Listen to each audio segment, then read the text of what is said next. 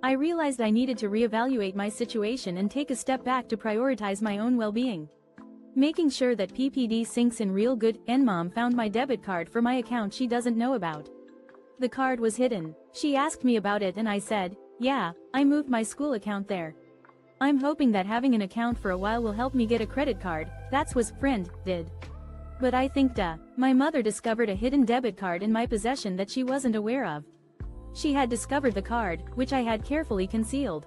When questioned about the card, I came up with a plausible explanation. I told her that it was associated with a school account, which I claimed I had recently set up. According to my story, I was attempting to establish a credit history by maintaining this account, and that was the advice given to me by a trusted friend. However, I'm prepared for any potential fallout. I'm anticipating her reaction and the accusations that may follow, which could potentially lead to me moving out of the household earlier than expected.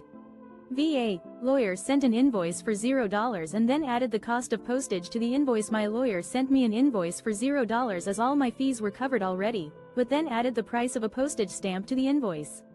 They are now saying I need to pay 47 cents for the privilege too. Unexpected charge from lawyer's office. Recently, I received an invoice from my lawyer that initially showed a balance of $0. The reasoning behind this was that all my outstanding fees had been settled. However, to my surprise, they also included the cost of mailing the invoice, a postage stamp worth 47 cents. Now I'm being asked to pay this amount, supposedly for the privilege of being informed that I owe them nothing. Is this a legitimate expense, or is it just a minor but unnecessary charge? The principle of it seems off, and I'm questioning whether I should pay this amount. The psycho hose beast keeps playing games. Update on Phil court date. The bitch fired and hired a new lawyer for the third time and has pushed the trial until next year. I am so done with this stupid, greedy, sorry excuse of a person. We are announcing our pregnancy next weekend. The unrelenting nemesis continues to gamble. It appears the situation with our former associate has taken another drastic turn. The court date for the Phil court case has been postponed once again, this time pushed back to next year. We've learned that she has fired her third attorney and is now represented by new counsel. It's clear that we've been dealing with a self-serving individual who seems to be driven by her own interests. As we prepare to share the news of our pregnancy, DH and I are united in our decision to sever ties with this toxic person. We're not looking to involve her in our lives, and we're eager to put this chapter behind us. I went in there again. They claimed that they closed it.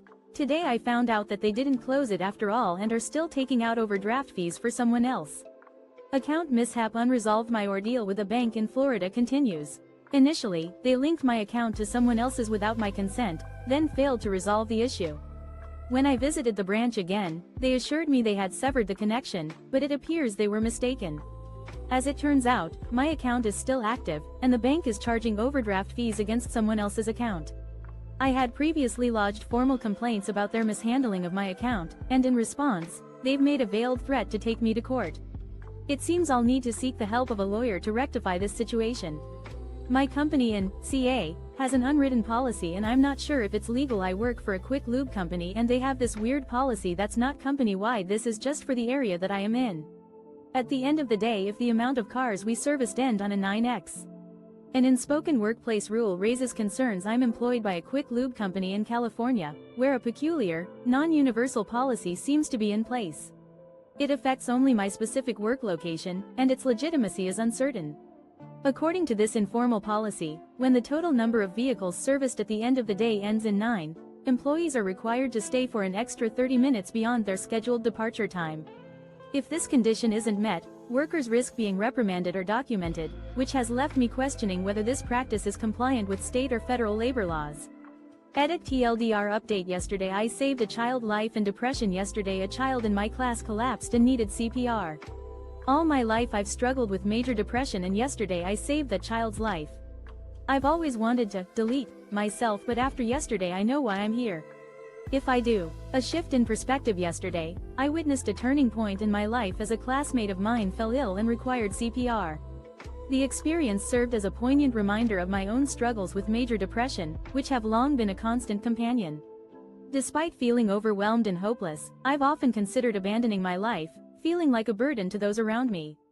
However, yesterday's events made me realize the significance of my existence. In that moment, I was the difference between life and death for a child who needed me. Their fate became inextricably linked with mine, giving me a renewed sense of purpose. If nothing else, I'm grateful for the knowledge that what I did truly mattered, and that I've been given another chance to make a difference. The child I saved is alive because of me, and I'm here because of them. As I navigate the challenges of life, I'll hold on to this moment, determined to persevere, if only for their sake. This story is a powerful example of the impact one person can have on another's life. The author's experiences with depression and their decision to keep living serve as a testament to the human spirit's capacity for resilience and hope. Update: no updates available. TLDR: my dad keeps pushing for me to get a tattoo that says, "I love my mom and dad." My dad gets mad because I refuse to get a tattoo or any kind. They're just not for me. Anyways, he does this where he goes, "You need to get a tattoo that says I love my parents." Then when my father has been persistently urging me to get a tattoo that expresses my affection for both of my parents. In response to my refusal to get a tattoo or any other form of permanent body modification, my father becomes irate. He insists that I get a tattoo declaring my love for my parents. However, when I express my frustration and inform him of my decision to decline, he resorts to his usual tactic of downplaying the situation, feigning seriousness. This behavior has been ongoing for years, with my father frequently reminding me that I should be grateful for having such caring and devoted parents. His actions often come across as manipulative rather than genuine, as he seeks to influence my decision by emphasizing the perceived benefits of having wonderful parents. Mills suspects my wife's unborn baby is giving her bad luck and is trying different, witchy, methods to remove it. Recently she's been doing egg healing, where she rubs an egg all over my wife's body while praying something. She believes that the baby is giving my wife bad luck.